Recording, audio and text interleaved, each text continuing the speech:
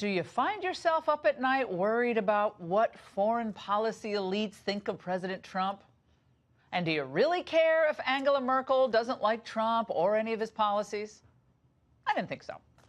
Yet today's Politico headline was, "World leaders tell Biden, we need you."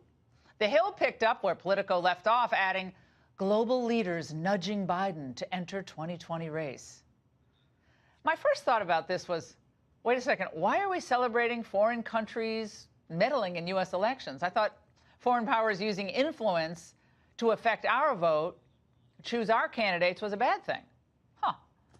But the pleas from officials urging Biden to run, they started at last month's Munich Security Conference. Good to see you. How are you? Good. How are you?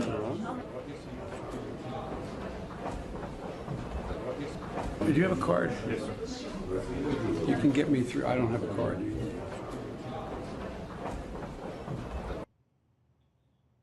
Well, Biden offered this cryptic line to the assembled crowd. I promise you, as my mother would say, this too shall pass. We will be back. We will be back. Don't have any doubt about that. They're getting ready for the old wine cellars at the EU again.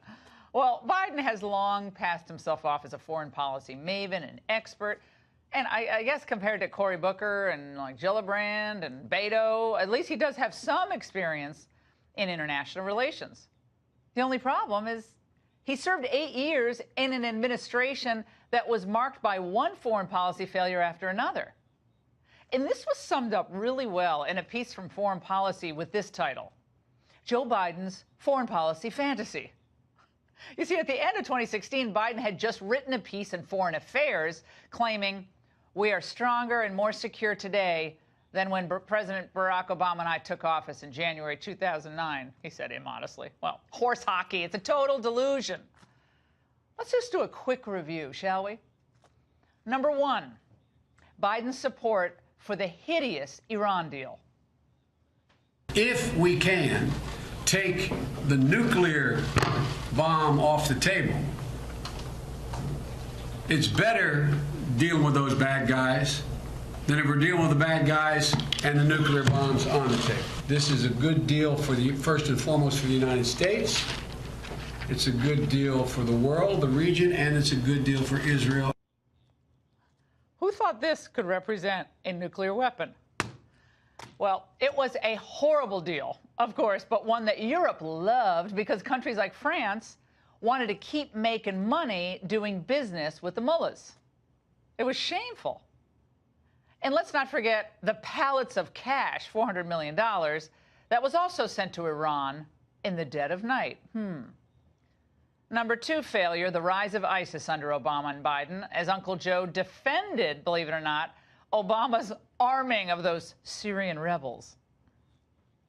We are working hand and glove with the Turks, with the Jordanians, with the Saudis, and with all the people in the region, attempting to identify the people who deserve the help so that when Assad goes, and he will go, there will be a legitimate government that follows on, not an al-Qaeda-sponsored government that follows on.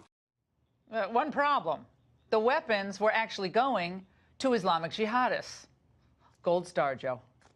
Number three failure, the rise of China accelerated under Obama and Biden. China's aggression, its threats in the South China Sea, its brazen stealing of U.S. intellectual property, it went virtually unchecked and unchallenged by the Obama and Biden administration. And let's not forget Benghazi and the fall of Libya, a total disaster and a tragedy. We lost a U.S. ambassador, 3 fine Americans, and then the Obama-Biden crew lied about the reason for the attack at the time Romney was nipping at their heels in 2012. Remember, that was September, October in 2012. And finally, the failed Russian reset. Russia's annexation of Crimea, its move into eastern Ukraine, which gave Putin power, prestige, and a much-needed foreign policy win. I could go on and on and on. Obama and Biden fully embraced, though, this new world order. And they were loved because they embraced agreements like the Trans-Pacific Partnership and the UN Climate Accord. Trump comes in and he rejects both because he believes, rightly, they ceded too much American power in decision-making to far-flung foreign bureaucracies. But Biden, oh, he would return things to the old status quo. The Trans-Pacific Partnership is another disaster, done and pushed by special interests who want to rape our country. We expect other countries to pay their fair share for the cost of their defense. Americans will be the captains of their own destiny once again. Well, Trump actually goes to Brussels and he declares that the era of free riding from NATO is over. The American taxpayer is fed up. And the foreign policy elites gathered just bristled. Can't do that. Well, he did. Our economy is the strongest in the G7. It's the envy of the world. Their economies, in many cases, are faltering after decades of social welfare spending and high taxes.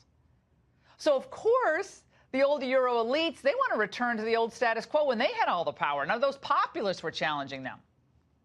And let's face it, nothing says status quo more than Amtrak Joe. He is the foreign policy establishment. And even members of that club, they think Biden was a disaster. Like former Obama Defense Secretary Bob Gates, who wrote in his memoir, quote, Biden has been wrong on nearly every major foreign policy and national security issue over the past 4 decades. Ouch. Oh, but none of that matters to, like, Council on Foreign Relations here or progressive European officials abroad. Spain's former foreign minister gave it all away in an interview with Politico, noting that Biden is, quote, deeply committed to the transatlantic community and the rules-based international order. Here's a translation, okay? Committed to empowering the global elites and swollen global bureaucracies who make the rules and set the priorities for you, the American people. Yay? No. But with only 5%, well, about 5% of American voters focused on foreign policy or national security issues, I would expect that the electorate will focus on pocketbook issues in 2020. And as memory serves, Uncle Joe wasn't too hot on those either.